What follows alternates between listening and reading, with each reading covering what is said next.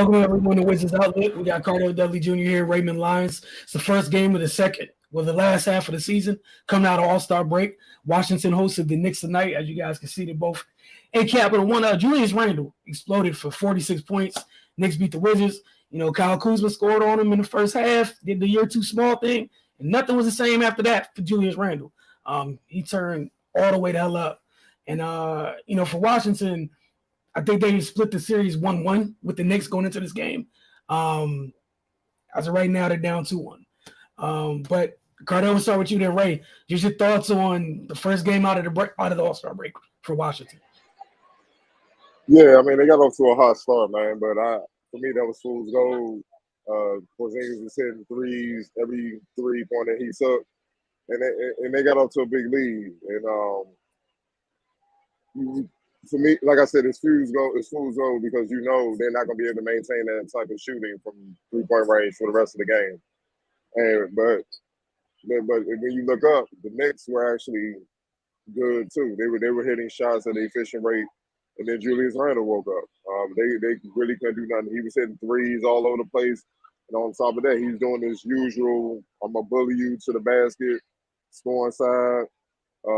And then everything fed off him, man. He was getting his going. Mitchell Robinson was getting the easy shots, man.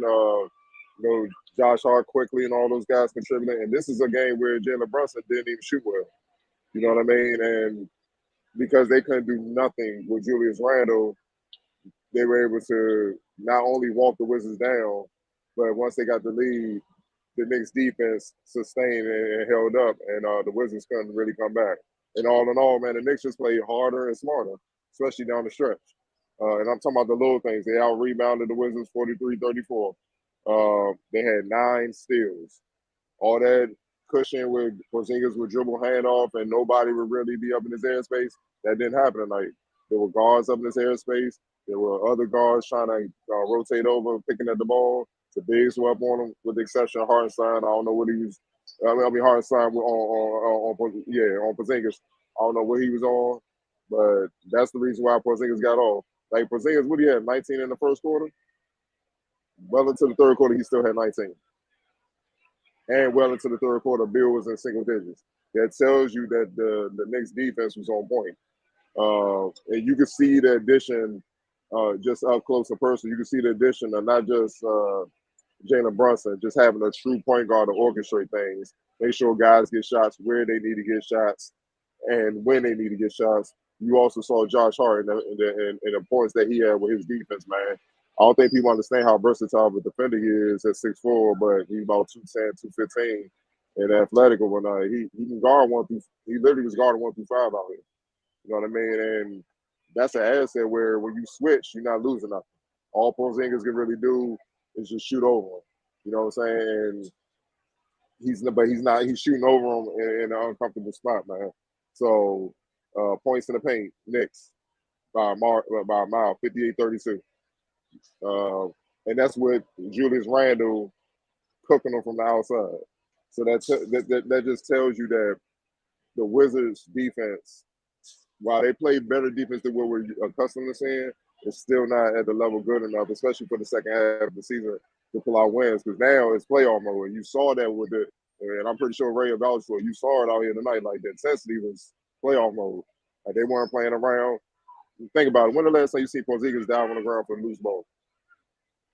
See what I'm saying? Like, guys were getting after it. They know what time it is. It's only after tonight, 22 games left. So guys trying to get home court if you already in the sand, like up there in the top 8, and if you're in the play-in or whatever, you trying to make sure you stay in the play-in or possibly move up. You know what I mean? So every game is urgent, and that's what you saw, man. But all in all, man, look, the Wizards could have had this game if they just calm down, play smarter, and match what the Knicks were putting out intensity-wise and energy-wise. But they didn't, and that's why they ultimately lost. Right. Yeah, man, it's the same old. Their decision making. Like Ardell said, man, that hot start, it'll do you in. It's just like they shot themselves to a 20-point lead. They shot themselves right back out the game. At one point, they was 11 for 16 from 3. They finished the game 19 to 44. Like, I mean, at some point, you got to understand there's going to be some regression to the mean, and you got to figure out a way to still put points on the board without just depending on every 3-pointer you take going to the basket. And yeah, they just leaned on it too much, given their hot start. And yeah, they just didn't explore other ways to be effective offensively. And they just kept hunting for threes, and it came back and bit them in the ass. The Knicks, they just slowly chipped away, and with Randall starting to get going, it made things that much easier for him. I wasn't mad at the start for the Wizards. Most of the threes was quality looks, and they was making them, but you're not going to shoot that well for an entire game. And the Knicks understood that, because I mean, what eventually happened, they cooled off and Knicks were able to get back in the game. Or if it just so happened to be that type of night for the Wizards and they did shoot that well for the entire game, you're going to lose anyway. So either way, I mean, you just got to weather the storm. Again, the Knicks did that wonderfully. Jalen Brunson, he didn't have his best shooting night, but he controlled the game as he does on a nightly basis, man. And yeah, just when you got somebody that's that sure-handed on the other side, and with how erratic the Wizards play, those two things don't line up in the Wizards' favor. And yeah, the Knicks in the second half just locked in. I mean, I knew it was trouble when they went into the half down 4 after being down 20. Then all the work that the Wizards did was erased before they went into the locker room. So and then in the second half, they was going to have to reestablish themselves again. But at that point, Randall was on go mode, and and the things just kind of got away from the Wizards. So yeah, man, another winnable game, but it is what it is at this point. If they want to do anything postseason related, they got to clean this type of stuff up. But I mean, with 22 games left, they pretty much are who they are at this point. So it is what it is. Yeah, I think one of the other things that just felt like I know you guys can hear the broadcast, obviously, because you guys were there. They talked to James Posey before they came out in the third quarter, and he said one of the things we've been talking about all year, essentially shot selection, directly led to transition. And those are the things you can't have bad shot selection coupled with turning the ball over. And tonight was an unusually high turnover night for the Wizards. Give them credit for the most part. They don't turn it over. They don't. What was it, like 18, 19 turnovers tonight? That's not typical. 17. 17. And then they scored 23 points off those 17. So 23 points off 17 turnovers, not counting the transition points off bad shots. You can't do both. It's hurting yourself even more. And my fault. 19 turnovers. 19 turnovers off 23, and 23 points off 19 turnovers. My fault. No, all good. Appreciate it. So 23 off 19. Then you factor in the bad shots, really the bad threes. And we saw them take bad threes all the way up until the very end. At times when you didn't have to take a three. They went to a three, and what happened? Shot out a cannon to the other end. And we know we've seen this story all year long. Go ahead. Who shot those bad threes? Oh man, Clutch Kuz. Hey, Clutch Kuz. Clutch Kuz. Thank you. Hey. See, I don't even want to put that on the rest of the team. The rest of the team was efficient. Bill was 1 for 4, but he controlled himself. There's one dude taking on hero threes trying to match Julius. Yeah. That's all I'm saying. He the one that lit the fire under Julius. Julius got going and then couldn't cut the man's water off. Then, like you said, try to match him. Man, he's on fire. You can't it's too late. And then like Ray, like you said, even though the Knicks were down 4, it felt like they went into the halftime with the momentum, which was evident as they started the third quarter on an 8-0 run. But again, tough loss. Like Carter, I think you said, what is it, 23, 22 games left in the regular season right now? 22. 22. Here's the wild part. You weren't here when they did a halftime interview. It was cool. And McPeak asked them, what went wrong in the first half? And what can you do in the second half? He was like, slow down Julius Randle. He's kicking our butt right about now. So, but we slow him down, we can win this game. So they knew going into that, they knew what it was, including him to get his matchup. and then did nothing. And then the first play of the game, Julius Randle 3. That's when like, yeah, it's a wrap. First play of the game in the second half. You felt it. I think the three of us knew. You two guys felt it because you were there. I'm just sitting back here typing. I'm just like, oh yeah, I've seen this story before. No one's about to slow down Julius Randle. Like he had it going from deep, and we all know where he makes his hay at is in the paint. So it just raised all types of problems. And but again, player of the game, shocker. I could just say Julius Randle out loud. We good. All right. X Factor. Am I allowed to say Emmanuel quickly and we keep it moving, or do you guys have other folks? Nah, just because he scored the most. That's actually tough. There's a lot of dudes like. I'm serious. Because between him, I'm gonna go with Josh Hart. I'm gonna go with Josh Hart defensively. Yep. Because as much as Randle was going on, they don't get stopped. It don't matter. With the lead that the Wizards have built at first, but he was all over the place. He was what would Bill shoot? So Bill shot 6 for 14, but he got on late. For most of the game, he kept Bill in check, and he helped hold Porzingis to 19 for damn near the next 2 quarters. After he dropped 19 in the first quarter, or close to it in the first quarter. His defense was all of his world because he was everywhere. He was everywhere, man. So and then on top of that, he had 5 points. He didn't score that much. He was 2 for 6 though. So he didn't shoot a lot. He had 6 rebounds and 4 assists. You know what I'm saying? And 27 minutes. So you bring that defense and that all-around production off the bench on the night where Brunson was off. Not to mention the countless hustle plays on offensive end. There's a couple possessions where they had offensive rebounds, long offensive rebounds. He was the one that kept it from being transition opportunities for Washington. He was beating their guards at the long boards. Right? Right. Yeah. I go with Josh Hart. I mean, it was legit three contenders for this, but yeah, like I said, man, if you're not getting stops, then who knows how this game turns out. So especially down the stretch when there was a back and forth, and the Wizards, even after the Knicks came out with that 8-0 run, the Wizards responded with a run of their own. But yeah, and the Knicks had to go back to work, and yeah, Josh Hart's defense was a big part of that.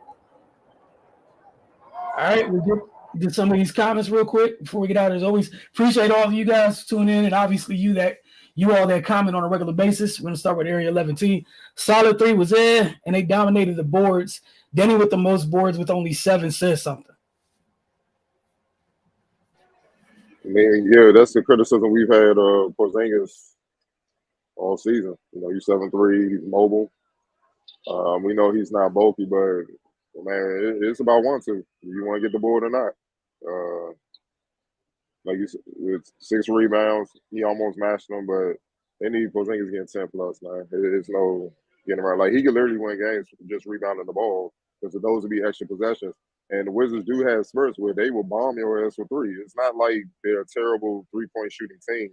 It's just that when they get cold, they keep trying to they have shooter's memory on steroids. Like, I'm just the next one. It's the next one. It's the next one.